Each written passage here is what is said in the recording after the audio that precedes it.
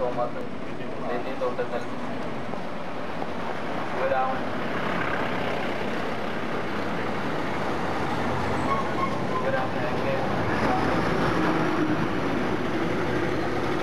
ശ്രീ ഓനച്ചൻ,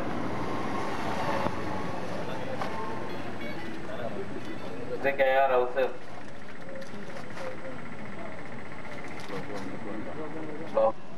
ഈ ധർണ നടത്തേണ്ടി വന്നത് ഒരു പ്രത്യേക സാഹചര്യത്തിലാണ്.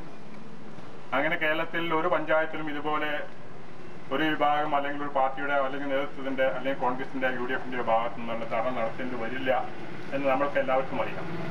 കാരണം മഹാത്മാഗാന്ധി ദേശീയ തൊഴിലുറപ്പ് പദ്ധതി ഇവിടെ മൻമോഹൻ സിംഗിന്റെ നേതൃത്വത്തിലുള്ള ഇന്ത്യ ഗവൺമെന്റ് ആവിഷ്കരിച്ച 63 വർഷം പിന്നിട്ട സ്വതന്ത്ര ഭാരതത്തിലുണ്ടായിട്ട് ഏറ്റവും വലിയ വിപ്ലവകരമായ ഒരു നിയമനിർമ്മാണമാണ്.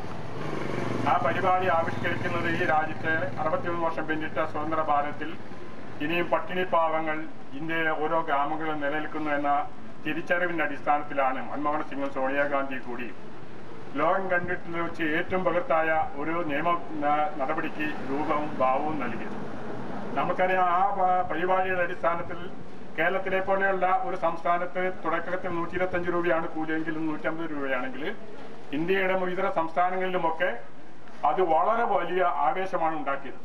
പ്രത്യേകിച്ച് നമുക്കറിയാം, പട്ടിണി പാവങ്ങൾ തിങ്ങി നിൽക്കുന്ന വടക്കൻ ഇന്ത്യയിലെ ഓരോ കുഗ്രാമങ്ങളിലും ആയിരക്കണക്കിന് 10,000-കണക്കിന് പാവപ്പെട്ടവർക്ക് അന്ത്യമുറങ്ങുന്നതിനുള്ള, അവർക്ക് ജീവിക്കാൻ വേണ്ടിയുള്ള ഭക്ഷണം നൽകുന്നതിനുള്ള ഒരു വലിയ ബൃഹത്തായ പരിപാടി 80,000 കോടി രൂപ ചെലവ് ചെയ്തുകൊണ്ട് ഒരു വർഷത്തെ ചെലവാക്കിക്കൊണ്ട് ഇന്ത്യൻ ബഡ്ജറ്റിൽ നീക്കിവെച്ചുകൊണ്ട് തന്നെയാണ് ഈ പരിപാടി ആവിഷ്കരിച്ചത്. ഒരു ദിവസം പോലും പണി കൊടുക്കാതെ ഇഷ്ടപ്പെട്ട പാർട്ടിക്കാർക്ക് ആയി നിയമിച്ചില്ല എന്നതിന്റെ അടിസ്ഥാനത്തിൽ മാർക്സിസ്റ്റ് കമ്മ്യൂണിസ്റ്റ് പാർട്ടിക്ക് ഇത് കസാപ്പ് ചെയ്യാനുള്ളതല്ല ഈ പരിപാടി.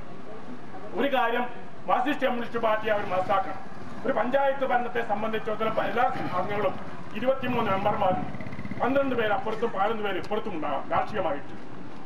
അവരെയൊക്കെ കൂട്ടിയോജിപ്പിച്ച് ഈ പഞ്ചായത്തിന്റെ വികസന പ്രവർത്തനങ്ങൾ കാഴ്ചവെക്കാൻ ബാധ്യതയുള്ള ഒരു ഭരണകൂടത്തെ സംബന്ധിച്ചിടത്തോളം പാർട്ടി ഓഫീസിൽ നിന്ന് ഇന്ന ആളെ വെക്കണം, ഇന്ന ആളെ തീരുമാനിക്കണം എന്ന് പറഞ്ഞാൽ നടപ്പാക്കാൻ ഒരു പഞ്ചായത്ത് പ്രസിഡന്റിന് ബാധ്യതയില്ല എന്നും സാമാന്യമായി മനസ്സിലാക്കിയാൽ ഇത്തരം കാര്യങ്ങളിലുള്ള അവ്യക്തത ദൂരീകരിക്കാൻ കഴിയും.